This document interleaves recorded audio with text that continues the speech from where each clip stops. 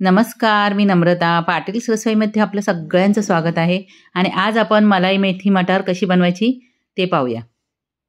एक मोठा कांदा मी कापून घेतलाय आणि थोडंसं तेल टाकून परतून घ्यायचं आहे हलकासा लाल होईपर्यंत.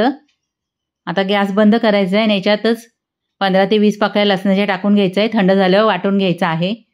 तर मी एक कोवळी मेथीची जुडी घेतली आहे, निवडून घेतली आणि देठं पाहू शकता, जास्त देठं घ्यायची नाही आहेत. अशीच कोळी कोळी देठं घ्यायची आणि स्वच्छ 2-3 पाण्याने धुवून घ्यायची आहे, निथळून घ्यायची. त्याच्यानंतरच कापून घ्यायचे आहे. हे बघा भाजी कापून झाली आहे. एक मोठा चमचा मगज, 7 ते 8 काजू मी गरम पाण्यात अर्धा तास भिजवून घेतलेत. याची पेस्ट करून घ्यायची आहे. आता थोडंसं तेल टाकून आपल्याला भाजी 1 मिनिटभर परतून घ्यायची आहे, किंवा जर तेल टाकायचं नसेल तर थोडंसं पाणी टाकून शिजवून घ्या 2 ते 3 मिनिटं. आता काढून घ्यायची, भाजी करपवून द्यायची नाही, लो फ्लेमवरच आपल्याला भाजी परतून घ्यायची आहे. आणि त्याच्यानंतर कढई साफ करून घ्यायची आहे. आता तेल गरम करून घेतले, त्याच्यामध्ये तेजपत्ता, लवंग, दालचिनी आणि वेलची टाकलेली आहे. थोडंसं परतून घ्यायचं आहे. आता ही कांद्याची पेस्ट आहे ती याच्यामध्ये टाकून घ्यायची, दाखवल्याप्रमाणे परतून घ्यायची आहे. आता याच्यामध्ये आपल्याला जिरा पावडर, धना पावडर, काश्मीरी लाल मिरची पावडर टाकायची आहे 1-1 चमचा. हळद पावडर वापरायची नाही. आणि चांगलं मिक्स करून घ्यायचं आहे.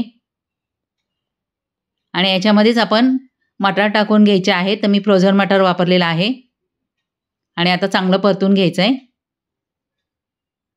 म्हणजे मसाला पण चांगला परतला जाईल आणि मटार पण चांगले शिजले जातात. आता मसाला परतून झालेला आहे आपला. आता याच्यामध्ये टाकायचे आहे काजू मगज पेस्ट आणि परत ती पण परतून घ्यायची. थोडंसं पाणी टाका लागत असेल तर, आणि चांगलं परतून घ्या 1-2 मिनिट. आता ही भाजी आहे ही पण टाकून घ्यायची आहे मेथीची. आता छानपैकी चांगलं मिक्स करून घ्यायचं आहे. पाऊण ग्लास याच्यामध्ये पाणी टाकायचं आहे. चवीनुसार याच्यामध्ये मीठ टाकायचं आहे. 1 चमचा चवीसाठी साखर टाकायची आहे. 1च चमचा टाकायची, पण टाकाच. आता आपल्याला याला 15 मिनिटं लो फ्लेमवर झाकण ठेवून शिजवून घ्यायचं आहे.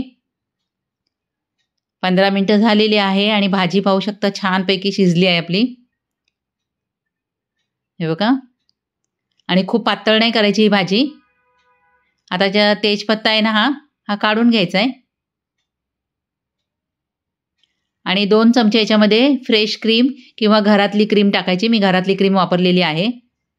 चांगलं मिक्स करून घ्यायचं आहे आणि मस्त आपली भाजी तयार होते. अजिबात कडू होणार नाही ह्या पद्धतीने जर भाजी बनवली तर.